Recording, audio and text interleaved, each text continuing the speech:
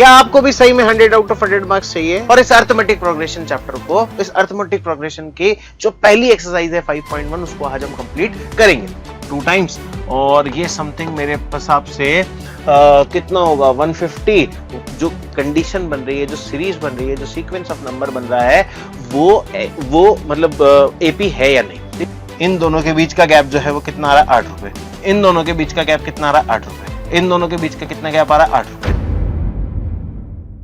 क्या आपको भी सही में 100 आउट ऑफ 100 मार्क्स चाहिए? अगर आपको भी 100 आउट ऑफ 100 मार्क्स मैथमेटिक्स में चाहिए तो you are at the very right video, क्योंकि हम जो है बेटा इस मुहिम पे चल रहे हैं कि हमें 100 आउट ऑफ 100 मार्क्स मैथ्स में लेके आने और कैसे भी लेके आने। ठीक है, तो उसके लिए सबसे बेसिक फंडा जो हमने अप्लाई करना है वो ये है कि सबसे पहले हमें एनसीईआरटी पूरी क्लियर करनी है। और एनसीईआरटी के हम हैं आज 8th डे पे। ठीक है, और इस 8th डे के अंदर हम एक्सरसाइज 5.1 मतलब अर्थमेटिक प्रोग्रेशन के बारे में पढ़ने वाले हैं।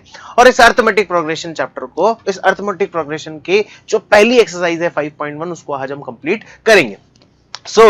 चलते हैं हमारी एक्सरसाइज 5.1 की तरफ। ठीक है, तो 5.1 के अंदर देखो बेसिकली अर्थमेटिक प्रोग्रेशन के बारे में आप लोग थोड़ा बहुत जानते होंगे अगर एनसीईआरटी की सीरीज तक आ पाए हैं तो। ठीक है, और नहीं तो इसके वीडियो लेक्चर्स जो हैं वो आपको बहुत जल्दी प्रोवाइड हम करा देंगे। ठीक है, तो बेसिकली क्या है अर्थमेटिक प्रोग्रेशन किसे कहते हैं? जब दो कॉन्जिक्यूटिव टर्म्स के बीच में जो डिफरेंस होता है वो कैसा रहता है? सेम रहता है। ठीक है, तो हम आज इस एक्सरसाइज 5.1 में यही चेक करेंगे कि क्या दो कॉन्जिक्यूटिव टर्म, क्या जो दो कंडीशन हमें दी गई है उसके अंदर जो कंडीशन बन रही है, जो सीरीज बन रही है, जो सीक्वेंस ऑफ नंबर बन रहा है वो मतलब एपी है या नहीं। ठीक है, तो पहला क्वेश्चन हम देखते हैं, in which of the following situation does the list of number involve make an arithmetic progression and why. ठीक है, क्यों बना रही है? अब देखो क्या बोला है कि the taxi fare after each kilometre when the fair is ₹15 for the first kilometre and ₹8 for the additional kilometre. मतलब सिंपल सी बात है कि अगर मैं 1 किलोमीटर चला तो मुझे 15 रुपए देने पड़ेंगे। ठीक है, लेकिन अगर मैं 2 किलोमीटर चलता हूं, ठीक है, मैं अगर 2 किलोमीटर चलता हूं तो 2 किलोमीटर के लिए मुझे 15 रुपए प्लस 8 रुपए, क्योंकि पहले किलोमीटर के तो उसने कितने ले लिए 15 और दूसरे के कितने ले लिए 8, तो दोनों मिला के कितने हो जाते हैं 23 रुपीज हो जाते हैं। अगर मैं वहीं 3 किलोमीटर चल रहा हूं तो 3 किलोमीटर के लिए मैंने पहले कितने दिए थे 23 और उसमें मैं 8 रुपए और जोड़ लूंगा तो ये हो जाते हैं कुछ 31 रुपीज। ठीक है, तो क्या हो रहा है कि यहाँ पे जो यहाँ पे प्रोग्रेशन बन रहा है, ठीक है, जो यहाँ पे प्रोग्रेशन बन रहा है या जो सीरीज ऑफ नंबर बन रही है वो कितनी है 15, 23, 31, इसके आगे भी अगर मैं चलता हूं तो 39, उसमें भी और ऐड कर देंगे 8 तो 47 एंड सो ऑन। मतलब अगर मैं पहला किलोमीटर चला, ठीक है, अगर मैं पहला किलोमीटर चला तो मैंने 15 रुपए दिए, दूसरा किलोमीटर चला तो मतलब 2 किलोमीटर चला तो इतने, 3 पे इतने, 4 पे इतने, 5 पे इतने, तो मैं इनके बीच का गैप अगर देखूं तो इन दोनों के बीच का जो गैप है वो कितने आ रहा है 8 रुपए। इन दोनों के बीच का गैप जो है वो कितना आ रहा है 8 रुपए। इन दोनों के बीच का गैप कितना आ रहा है 8 रुपए। इन दोनों के बीच का कितना गैप आ रहा है 8 रुपए। अगर इन सारे नंबर्स के बीच का जो गैप है वो क्या है सेम है तो इसका मतलब ये एपी है। तो ये बहुत इजी सा क्वेश्चन था। बढ़ते हम हमारे दूसरे क्वेश्चन पे। दूसरा क्वेश्चन ये कहता है कि the amount of air present in a cylinder, किसी भी एक सिलेंडर के अंदर कोई अमाउंट ऑफ गैस प्रेजेंट है, ठीक है, और उसमें एक वैक्यूम पंप लगा रखा है जो कि 1/4 ऑफ गैस को हर बार निकाल देता है, मतलब 1/4 गैस को निकाल देता है, ठीक है, 1/4 गैस को निकाल देता है। तो कितनी गैस बनेगी, मतलब जो भी उस टाइम पे बचती है सिलेंडर एट दैट टाइम, ठीक है। तो सपोज करो कि मेरे पास उसमें 1000 लीटर गैस थी। कितनी गैस थी 1000 लीटर। अगर 1000 लीटर गैस मेरे पास स्टार्टिंग में थी और 1/4 मैंने निकाल दिया तो सीधी सी बात है 1000 का 1/4 मेरे हिसाब से 250 लीटर होगा, ठीक है, होगा कि नहीं होगा। तो 250 लीटर माइनस कर दूंगा तो 1000 माइनस 250 लीटर, ठीक है, कितना होता है 750 लीटर, हाँ या ना। तो पहली कंडीशन क्या बनी मेरे पास, पहली कंडीशन में मेरे पास 1000 लीटर थी, दूसरी कंडीशन में मेरे पास 750 लीटर थी, ठीक है। तीसरी कंडीशन में अब 750 लीटर्स का 750 का मैं 1/4 निकालता हूं तो ये कुछ 325 2 टाइम्स, और ये समथिंग मेरे हिसाब से कितना होगा 150, 160 और 167 समथिंग कुछ होगा, 167.25 समथिंग कुछ ऐसा जाएगा। ठीक है, तो ये जा रहा है तो 15, 17, 12, 162.5 जाएगा बेटा। ठीक है, डिवाइड करके देखो इसको, 2 से फर्दर डिवाइड कर लो, 162.5, तो ये 162.5 लीटर। तो मेरे पास रिमेनिंग क्वांटिटी कितनी थी 750 माइनस 162.5 लीटर। ठीक है, तो ये क्वांटिटी जो भी बचेगी, अब ये देखो पहले कितनी थी 250 लीटर, पहली बार में हमने कितना माइनस किया 250 लीटर, दूसरी बार में हमने कितना किया 162.5 लीटर। तो इसकी बात है, सीधी सी बात है कि जो डिफरेंस है यहां पे, तो डिफरेंस कितने का आ रहा था 250 का, यहां पे जो डिफरेंस है वो कितने का आ रहा था 250 का, लेकिन यहां जो डिफरेंस आएगा वो कितना आएगा 162.5 समथिंग का डिफरेंस आएगा। तो डिफरेंस यहां पे क्या है, सेम नहीं है, और सेम नहीं है तो ये एपी नहीं है, सिंपल सी बात है। ठीक है, अगले क्वेश्चन की तरफ हम चलते हैं कि the cost of digging a well, एक कुएं को खोदने की, at every metre of digging when it cost 150 for the first metre and rises by 50 metre. ये वही वाली कंडीशन होगी टैक्सी वाली। ठीक है, पहला मीटर खोदा तो उसके लिए उसने 150 रुपए मांग लिए। ठीक है, उसके बाद उसने दूसरा मीटर भी खोदा तो 150 रुपए प्लस 50 रुपए, तो मतलब 200 रुपए हो गए, तीसरे पे ये 250 हो गए, ये फिर 300 हो गए, 300 के बाद 350 हो गए। तो हर बार क्या हो रही है, कॉस्टिंग बढ़ती जा रही है, कॉस्टिंग बढ़ रही है। तो सिंपल सी बात है कि डिफरेंस जो है वो कैसा आ रहा है, जो इनके बीच का डिफरेंस आ रहा है, इन दोनों के बीच का डिफरेंस 50 रुपए का, इन दोनों के बीच का डिफरेंस 50 रुपए का, इनका डिफरेंस 50 रुपए का, इनका डिफरेंस 50 रुपए का। तो डिफरेंस क्या आ रहा है, सेम, और डिफरेंस सेम आ रहा है, तो इसका मतलब ये एपी है। तो मतलब सिंपल सी बात होती है कि अगर कोई भी जो प्रोग्रेशन है, सीरीज है नंबर की, वो उसमें अगर जो डिफरेंस है वो क्या है, सेम है, तो वो क्या है, एपी है, और डिफरेंस सेम नहीं है तो वो एपी नहीं है। यहां पे क्वेश्चन बोला है कि the amount of money in account every year when 1000 rupees is deposited at the compound interest of 8% per annum. Compound interest जहां भी आए उसको एक बात दिमाग में रख लो कि कंपाउंड इंटरेस्ट जो है वो इंटरेस्ट पे भी इंटरेस्ट लगता है, और सीधी सी बात है कंपाउंड इंटरेस्ट कभी भी एपी के अंदर नहीं आता है, सिंपल इंटरेस्ट एपी के अंदर आता है। मैं यहां पे लिख देता हूं कि सिंपल इंटरेस्ट जो होता है वो अर्थमेटिक प्रोग्रेशन बना सकता है, लेकिन कंपाउंड इंटरेस्ट कभी भी अर्थमेटिक प्रोग्रेशन नहीं बनाता, वो कभी भी एपी के अंदर नहीं होता। इसको सिंपली कैलकुलेट करके देख लेते हैं अपन।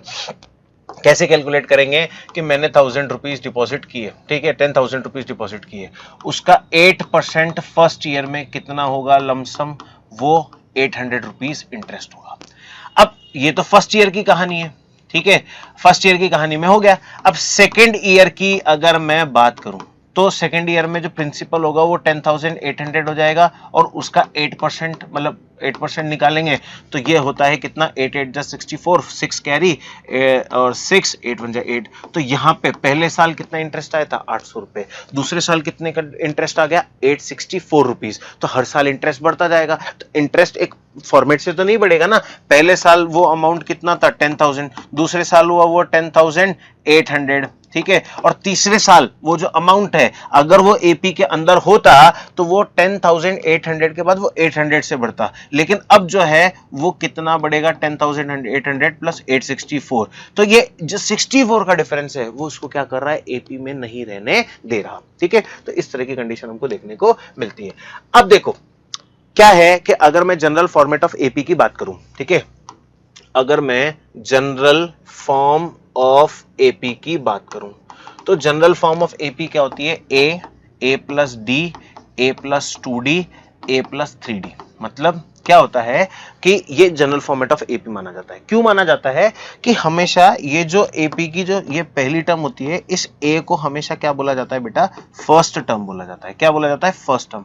और ये जो डी बार बार आ रहा है, this D is common difference. Common difference मतलब अगर मैं पीछे की तरफ चल के देखूं, ठीक है, अगर मैं पीछे की तरफ चल के देखूं तो पीछे की तरफ हम क्या देख रहे थे, पीछे की तरफ हमारी एपी में हमें क्या देखने को मिल रहा था, ये जो बार बार जो 50 रुपए का गैप यहां आ रहा था होगा, this is what common difference, ठीक है। और जहां से एपी स्टार्ट हुई है that is called first term, ठीक है। तो अगर मैं इसी बात को ध्यान से यहां पे दोबारा आ जाऊं तो जनरल फॉर्म ऑफ एपी में जो पहली टर्म होती है वो स्टार्टिंग पॉइंट होता है और जिससे वो बढ़ रहा है बार बार that is known as common difference, सीधी सी बात है, ठीक है। तो इसी फॉर्मेट के साथ हमें इस क्वेश्चन को सॉल्व करना है कि हमें बोला गया है right first 4 terms of AP, मतलब एपी की पहली 4 टर्म बताओ जब फर्स्ट टर्म ए है और उसका कॉमन डिफरेंस कितना है, डी है, ठीक है। तो हर क्वेश्चन को हम सॉल्व करेंगे सिंपली कि अगर हमें एपी की फर्स्ट टर्म दे रखी है, एपी की पहली टर्म है, अगर मैं फर्स्ट पार्ट को लूं,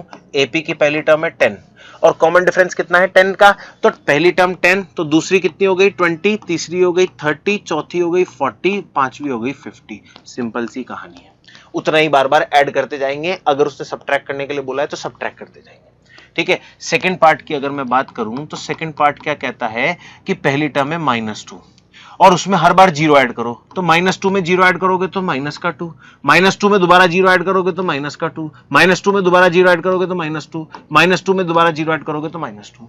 कितनी टर्म निकालने के लिए बोला है, 4 टर्म्स, तो हम 5-5 निकाल के भी दे देंगे तो भी कोई बड़ा इश्यू नहीं है।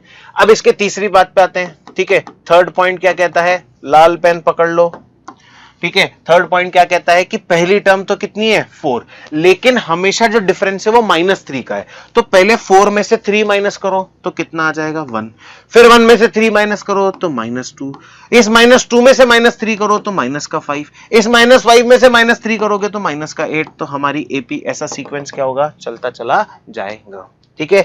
अगर हम अगले क्वेश्चन की तरफ देखें तो हमारा फोर्थ पार्ट क्या कहता है कि पहली टर्म है -1, दूसरी टर्म कितनी, आधी, लेकिन वो प्लस का हाफ है, कितना है, प्लस का हाफ, तो -1/2, मतलब आधे में माइनस के 1 में आधा जोड़ दोगे तो माइनस का आधा बचेगा, फिर उसमें तो वो 0, फिर 1/2, फिर 1, फिर 1/2, इस तरह से ये सीक्वेंस जो होगा आगे की तरफ चलता चला जाएगा। सिंपल सा कंडीशन है।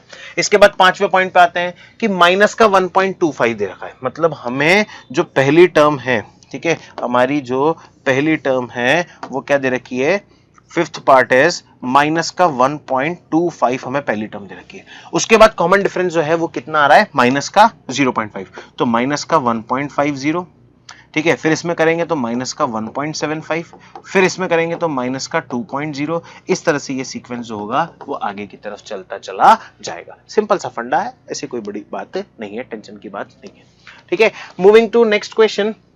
अगला क्वेश्चन क्या कहता है कि फॉर द फॉलोइंग एपीज, मतलब हमें बोला गया है कि ये एपी है और इन एपी के लिए फर्स्ट टर्म और कॉमन डिफरेंस निकालो। भाई साहब एक्सरसाइज 5.1 जो है ना वो इस तरह से डिजाइन की गई है कि आपके बेसिक तो मजबूत हो गए ही होंगे, मतलब वो आपको सिखा रहे हैं कि ए क्या है, वो आपको सिखा रहे हैं कि डी क्या है, और वो आपको सिखा रहे हैं कि एपी कैसे बनेगी।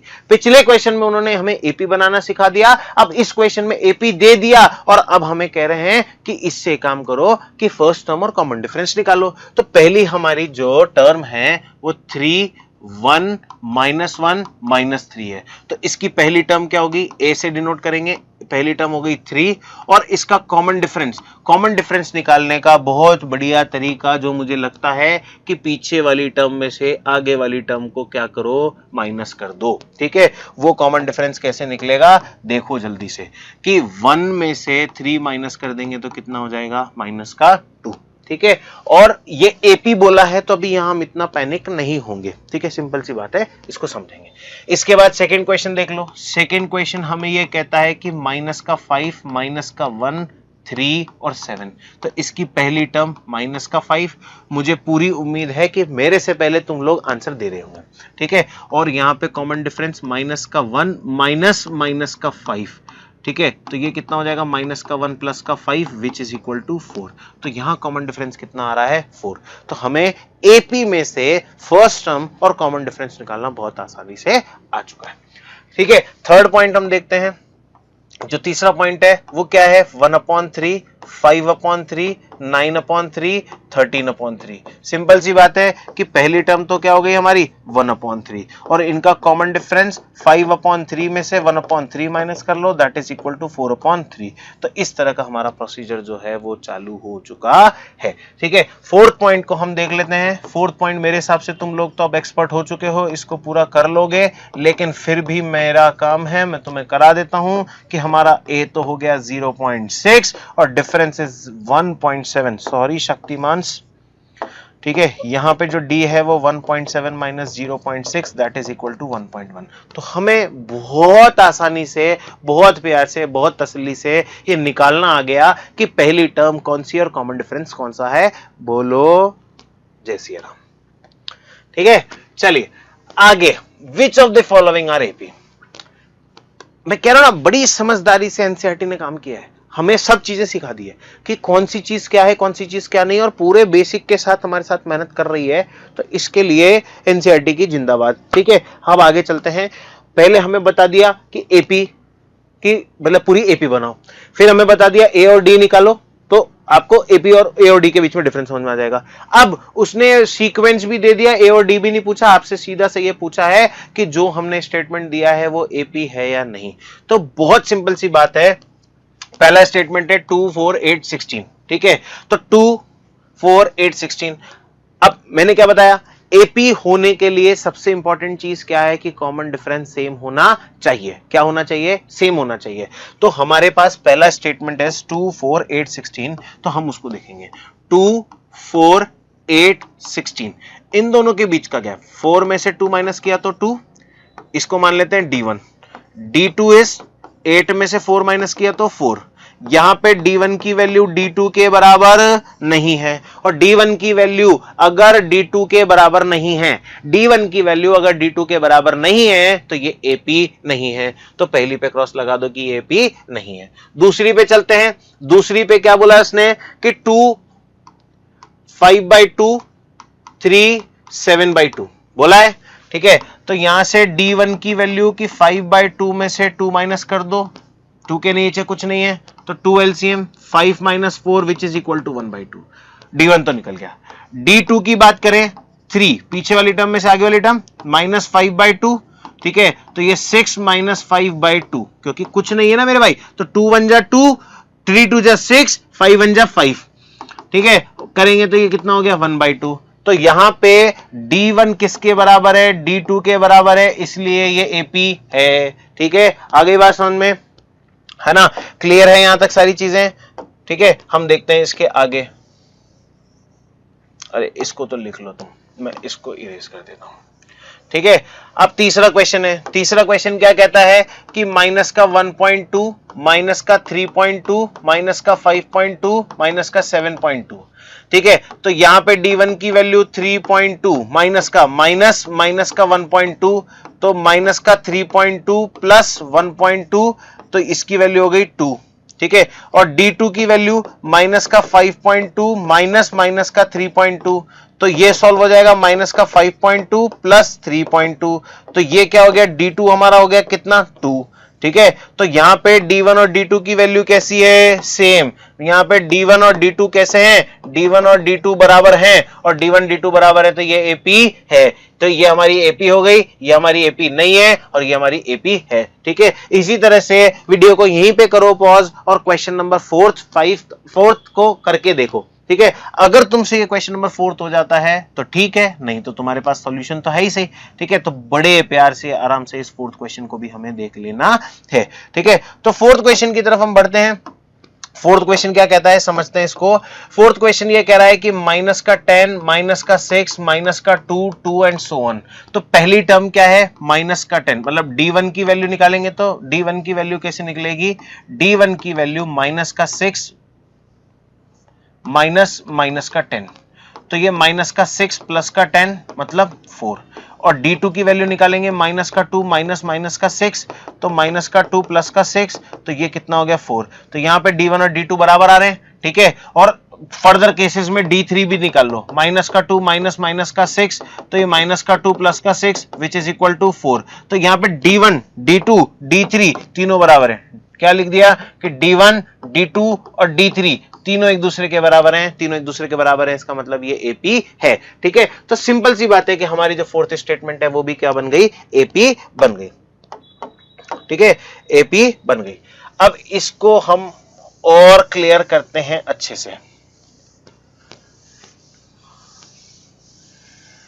ठीक है, अब देखो आगे क्या कहता है, फिफ्थ पॉइंट हमारा क्या कह रहा है, फिफ्थ पॉइंट कह रहा है कि 3, 3+2, 3+22, 2.2 है वो बेटा। ठीक है, और ये है 3+2.2, ठीक है 3.2 है ना। तो इस तरह का एक सिचुएशन आ सकता है। चलिए, तो ये क्या है कि थोड़े से एनसीईआरटी क्वेश्चन में ग्लिच है, यहां पे होना चाहिए था √2, तो हम इस क्वेश्चन को थोड़ा सा मॉडिफाई कर देते हैं, यहां लगा देते हैं रूट, यहां लगा देते हैं रूट, यहां नहीं, ये लगेगा यहां पे 2√2 और 3√2, मतलब ये क्वेश्चन क्या हो गया, 3, 3+√2, फिर 3+2√2, 3+3√2। ठीक है, तो देखो इन दोनों के बीच में √2 का गैप, इन दोनों के बीच में √2 का गैप, इन दोनों के बीच में √2 का गैप, तो यहां पे जो गैप है वो क्या है, सेम, और गैप सेम है तो इसका मतलब ये अरिथमेटिक प्रोग्रेशन है। सिंपल सी बात है। इसके बाद हम इसको देखें तो ये क्या आ रहा है, 0.2, ठीक है, अगली आ रही है 0.22, अगली आ रही है 0.222, अगला आ रहा है 0.2222। ठीक है, तो जब इन दोनों के बीच का गैप निकालता हूं तो वो आता है 0.02 का। ठीक है, कितने का आता है, 0.02 का, और इन दोनों के बीच का गैप निकालता हूं तो वो आता है 0.002 का। ठीक है, फिर इन दोनों के बीच का गैप निकालता हूं तो वो आता है 0.0002 का। तो तीनों के बीच का गैप जो है वो सेम नहीं है, तीनों के बीच का गैप सेम नहीं है, तो ये अरिथमेटिक प्रोग्रेशन नहीं है। तो फाइनल आउटकम ये निकल के आता है कि ये हमारा एपी नहीं है और ये हमारा एपी है। तो इस तरह से ये 6 क्वेश्चन कंप्लीट हो जाते हैं। इसके बाद कुछ क्वेश्चंस और हैं, जैसे हमारे पास पहला क्वेश्चन है 0, -4, -8, तो साफ देख करके लग रहा है कि ये एपी है, क्योंकि हर किसी के बीच में गैप कितने का आ रहा है, -4 का गैप आ रहा है। ठीक है, इसके बाद इस क्वेश्चन पे देखो -1/2, -1/2, -1/2, -1/2 सेम आ रहा है, सेम आ रहा है, तो इसका मतलब भी कॉमन डिफरेंस कितना है, 0, और कॉमन डिफरेंस 0 है तो इसका मतलब ये भी हमारा अरिथमेटिक प्रोग्रेशन है। इसके बाद हम देखते हैं 1, 3, 9, 27। अब देखो यहां पे D1 की बात करूं तो 3 में से 1 माइनस गया तो 2, D2 की बात करूं 9 में से 3 माइनस गया तो 6, तो यहां पे D1 जो है वो D2 के बराबर नहीं है, और D1 D2 के बराबर नहीं है, तो ये AP नहीं है। A 2A 3A 4 है, इसका मतलब ये AP है, क्योंकि हर बार कितना कितना बढ़ रहा है, एक A है, एक A में एक A जोड़ा तो 2A हो गया, 2A में एक और A जोड़ दिया तो 3A हो गया, 3A में एक और A जोड़ दिया तो 4A हो गया, तो इसका मतलब ये AP है। अगला क्वेश्चन देखो, A स्क्वायर A क्यूब, ये जितनी भी पावर वाले फॉर्मेट होते हैं इसके अंदर बहुत ध्यान से सोच के इसके संभल के चलना पड़ेगा, क्योंकि A square A cube A की पावर 4 एंड सो ऑन, तो A स्क्वायर में से A माइनस करो वही का वही रहेगा, और A क्यूब में से A स्क्वायर माइनस करो वही का वही रहेगा, A की पावर 4 में से A क्यूब माइनस करो वही का वही रहेगा। तो यहाँ पे D1 D2 D3 जो है वो सेम नहीं आ रहे हैं, और सेम नहीं आ रहे हैं इसका मतलब कि D1 जो है वो D2 और D3 के बराबर नहीं है, और नहीं है तो ये AP नहीं है। बहुत सिंपल सी बात है। ठीक है, अगला क्वेश्चन देखते हैं 3, 6, 9, 12, 3 का टेबल चल रहा है, इसका मतलब ये एपी है। 2, 8, 18, 32, इसका मतलब, अच्छा ये क्वेश्चन जो है थोड़ा सा कॉन्फ्लिक्टेड है, कॉन्फ्लिक्टेड इसलिए है क्योंकि ये भी, इसमें भी रूट्स की जो प्रॉब्लम है ना बेटा वो देखने को मिल रही है, तो इसलिए इस क्वेश्चन को मैं दोबारा लिख देता हूं। ये एनसीईआरटी में कुछ इस तरह से है कि ये क्वेश्चन जो है वो इस तरह से है कि √2, √8, √18 एंड √32। ठीक है, ये क्वेश्चन इस तरह से है। तो √2 जो होगा सिंपली कैसे लिखा जाएगा, √2, √8 कैसे लिखा जाएगा, 2√2, √18 कैसे लिखा जाएगा, 3√2, एंड √32 कैसे लिखा जाएगा, 4√2। ठीक है, अब तुम देखो कि यहां पे तुम्हें √2 का गैप देखने को मिल रहा है कि नहीं मिल रहा है, तुम्हें यहां पे √2 का गैप देखने को मिल रहा है, इसका मतलब ये जो है हमारा अरिथमेटिक प्रोग्रेशन है। आगे बात समझ में? ठीक है, अब ये क्वेश्चन जो है ना, चलो अगला क्वेश्चन देखो कि हमारा जो अगला क्वेश्चन है वो है 1 का स्क्वायर, 5 का स्क्वायर, 7 का स्क्वायर, 73। तो 1 का स्क्वायर कितना होता है, 1, 5 का स्क्वायर इज 25, 7 का स्क्वायर इज 49, 73 का 73, इन दोनों के बीच का गैप निकालो 24, कितने का आ रहा है, 24 का गैप आ रहा है। ठीक है, इन दोनों के बीच का गैप आ रहा है 24, इन दोनों के बीच का गैप आ रहा है 24, इन दोनों के बीच का गैप आ रहा है 24, इसका मतलब ये भी हमारा अरिथमेटिक प्रोग्रेशन है। ठीक है, अब इस क्वेश्चन को देखते हैं।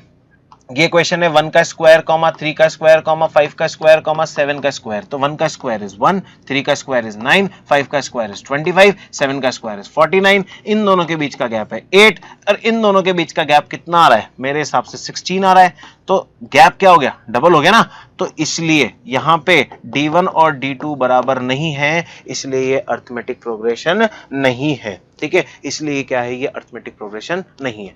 इस तरह से तुम्हारी एनसीईआरटी की एक और एक्सरसाइज 5.1 जो है वो कंप्लीट होती है। ठीक है, अब हम मिलेंगे कल 5.2 के साथ। एपी की और गहराई को समझेंगे, और अगर 100 आउट ऑफ 100 मार्क्स चाहिए तो इस सीरीज को कंटिन्यूअसली देखो और प्रैक्टिस करो। ठीक है, कई सारी चीजों में मैं तुम्हें बता चुका हूं कि कैसे तुम्हें सारी चीजों को प्रैक्टिस करना है। So hope for the best, best of luck and keep watching, keep learning, keep enjoying. Thank you so much, bye bye.